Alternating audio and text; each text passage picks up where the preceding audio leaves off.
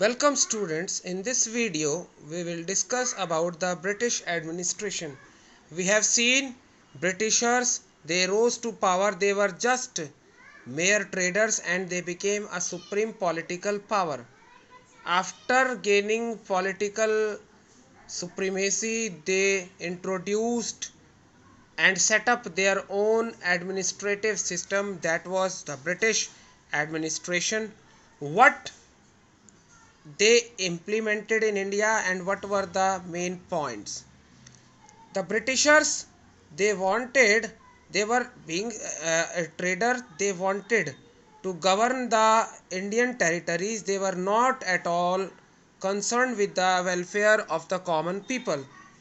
So the company wanted to increase its profits. The company wanted to increase the profitability of the territories. The company wanted to strengthen its hold on the Indian territories. The Britishers, for the sake of their convenience, they divided the entire territories into provinces, and these provinces were called presidencies. Three such presidencies were the Bengal, Bombay and Madras presidency. Each presidency was to be headed by a governor, and the governor general was the overall head of the presidency. Also, the presidencies, they were further divided into districts in which the collector was to act as the district head, and his work was to look after the overall administration of the district as well as to supervise the revenue collection. The day-to-day administration was carried out by four agencies, that is the civil service, the army, the police and the judiciary.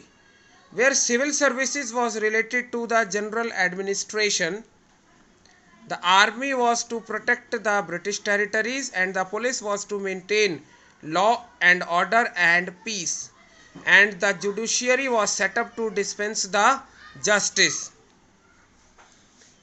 The civil services, they were started by Lord Cornwallis to administer the company's territories effectively, and the two training colleges to recruit and to train the young recruits were set up, first at Calcutta in 1801, that is the Fort William College, and the second one was the East India College, which was in England. So the young recruits or the young civil servants, they were trained in these two colleges. These were actually the training colleges for the civil service aspirants.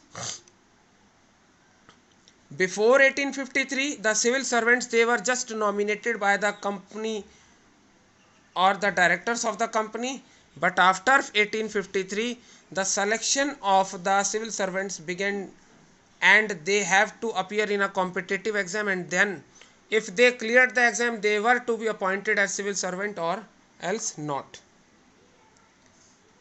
The Indians, they found it difficult to get selected because very first reason was the examination was to be held in London, and only a few Indians, they could afford to go and appear in the examination.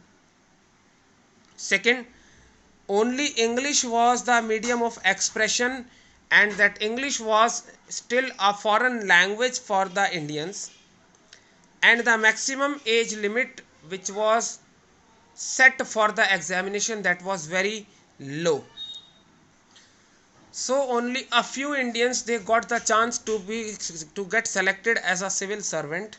In fact, Satyendranath Tagore, as the surname suggests, the elder brother of Rabindranath Tagore, he was the first Indian who was selected and who joined the civil services. So let's carry on. Army. When it comes to army, the Britishers, they needed a large army. Why? What were the reasons? To conquer more territories, to protect already conquered British territories, to protect the trading interest, and to suppress the internal revolts that arose against the Britishers from time to time. In the army, they appointed the British army comprised of Indian soldiers who were called sepoys.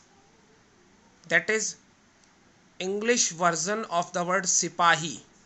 So the Indian soldiers were called sepoys, and the British officers used to command them, and these were basically farmers who were recruited mainly from Uttar Pradesh, Bihar and today's Jharkhand. The police was created by Lord Cornwallis, and he decided and he divided the entire province into districts, and the district was further divided into thanas. In the village, the head of the thana was the daroga, and in the towns, the head of the thanas was the kotwal or nagar kotwal, and the chowkidars used to be there. Later on, the head of the entire district, that is district superintendent of police, this post was created, and he was the overall in charge of the police for the entire district. Now in judiciary, the Britishers, they also introduced certain reforms. The local laws, they were based on local customs and traditions. They were not existing in written, which the people were following. So Britishers, they tried and they stated that justice should be based on written laws and regulations instead of age old traditions. So Warren Hastings and Lord Cornwallis, they gave a proper shape to the judicial setup, and they set up the civil courts and criminal courts. Civil courts, that is Diwani Adalat, and criminal courts, that is the Faujdar Adalat.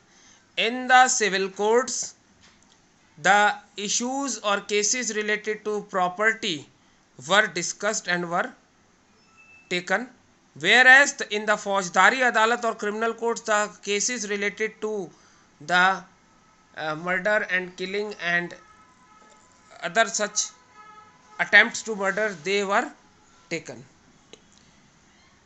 Later on, a law commission was appointed to codify the Indian laws. That is, the Indian laws which were written or were made and were in written form, they were coded, and this compiled the IPC, which is still in use. That is the Indian Penal Code. Thank you. Have a nice day.